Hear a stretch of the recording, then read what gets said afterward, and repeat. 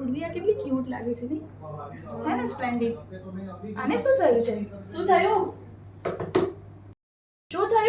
યાર હું બહુ ટેન્શનમાં છું. મેં ગોવાની ટ્રીપ પ્લાન કરી છે અને મારું બધું જ પેકિંગ બાકી છે. મારી પાસે ટ્રાવેલ બેગ જ નથી. શું કરું?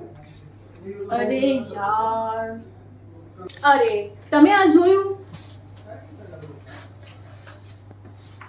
આ જો દિવ્ય ભાસ્કર હાઉસમાં એક એક્ઝિબિશન રાખેલ છે જ્યાં સ્ટાઇલિશ અને બ્રાન્ડેડ બેગ્સ નું એક્ઝિબિશન લાગેલ છે.